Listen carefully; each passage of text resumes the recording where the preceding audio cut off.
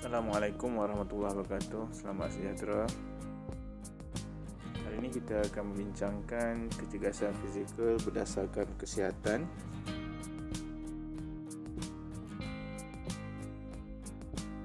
Kecergasan fizikal merujuk kepada keupayaan melakukan aktiviti harian dengan bersungguh-sungguh tanpa cepat berasa letih, masih mempunyai tenaga yang lebih untuk melakukan aktiviti riadah dan menghadapi sebarang kecemasan.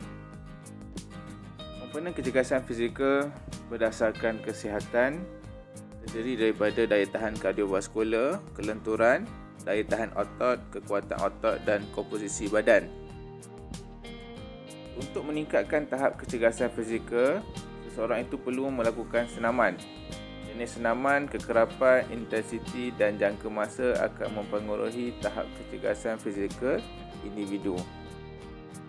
Jadi pada kali ini kita akan membincangkan daya tahan kardiovaskular, kapasiti aerobik dan lita kardio. Apa itu daya tahan kardiovaskular? Daya tahan kardiovaskular ialah keupayaan jantung dan salur darah untuk mengedarkan darah beroksigen kepada otot yang bekerja semasa melakukan senaman secara berterusan. Kapasiti aerobik ialah keupayaan menggunakan oksigen secara maksimum pada satu masa semasa bersenam. Jadi kalau kita nak meningkatkan daya tahan kardiovaskular kita, justeru meningkatkan kapasiti aerobik, kita perlu melakukan latihan. Latihan yang macam mana? Latihan yang mematuhi prinsip FIT, iaitu frekuensi, intensity, time dan type. Sebagai contohnya ialah melakukan latihan litar. Latihan litar, tetapi kita menggunakan kadar nadi sebagai intensiti. Sebelum kita melihat kepada latihan litar kardio, kita tengok dulu apa itu kadar nadi. Yang pertamanya kita akan tengok bagaimana kita nak menentukan kadar nadi. Yang pertamanya kita boleh cek di carotid artery dan yang keduanya di radial artery. Dengan kemajuan teknologi, ada beberapa gadget yang boleh digunakan untuk menentukan kadar nadi dengan pantas.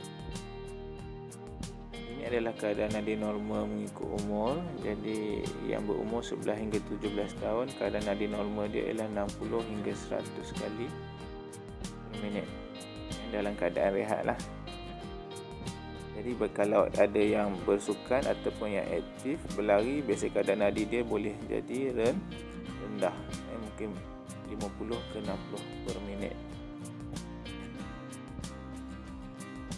Yang pertamanya kita perlu tahu apa itu kadar nadi maksimum. Kadar nadi maksimum ialah kadar nadi 220 tolak dengan umur subjek. Jadi umur pelajar adalah 15 tahun, 220 tolak 15 tahun, dikira 205 ialah kadar nadi maksimum. Yang kedua ialah kadar nadi rehat. Kadar nadi rehat ni ialah kadar nadi yang kita ambil ketika tidak melakukan aktiviti. Yang terbaiknya ialah kita ambil ketika selepas bangun tidur di waktu pagi. Maksudnya tidur yang mencukupi dan bangun dalam keadaan tenang. Jadi kita boleh ambil dalam masa 1 minit ataupun kita ambil dalam masa 10 saat, kita darab dengan 6, ataupun kita ambil dalam masa 20 saat, kita darab dengan 3, dapat 1 minit.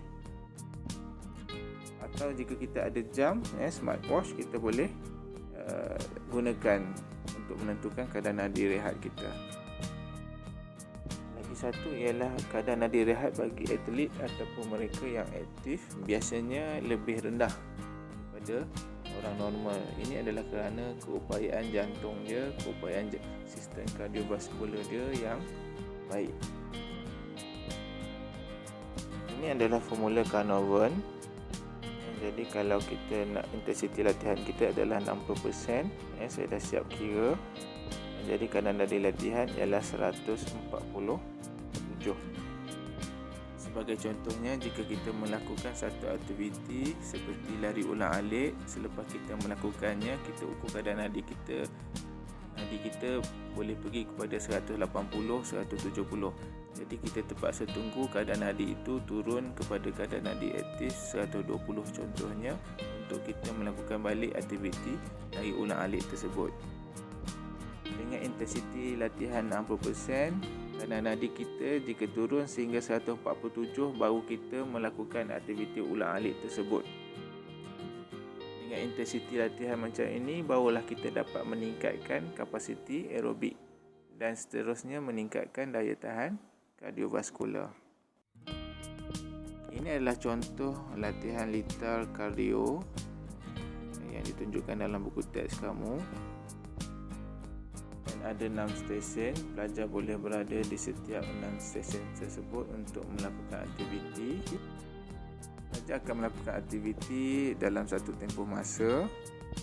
Kemudian apabila tamat aktiviti, pelajar akan diberi rehat untuk mengira keadaan nadi. Biasanya keadaan nadi akan pergi ke 170, 180. Jadi kita perlu tunggu sehingga 147 untuk mereka meneruskan aktiviti di stesen yang seterusnya. Kemudian apabila selesai di stesen yang katakan stesen nombor 2, pelajar akan diberi rehat dan mengira keadaan nadi. Dan apabila keadaan nadi turun kepada 147, mereka akan melakukan aktiviti di stesen yang berikutnya, contohnya stesen 3. Ini adalah keadaan di mana contoh latihan lethal kardio. Ada stesen 1, 2, 3, 4, 5 dan 6. Pelajar boleh start daripada mana-mana. Janji mereka akan mengikut arah pusingan jam. Sebagai contohnya, stesen 1, pelajar akan melakukan larian zigzag berulang kali sehingga 10 minit dan apabila whistle tiup, mereka akan berhenti dan mengira keadaan nadi. Jadi pelajar akan tunggu sehingga keadaan nadi mereka turun kepada 147 untuk melakukan aktiviti stesen 2, iaitu luan melengkung. Aktiviti ini berterusan selama 10 minit. Dan sama juga apabila masa tamat, mereka akan mengira keadaan nadi dan akan melakukan di stesen yang berikutnya.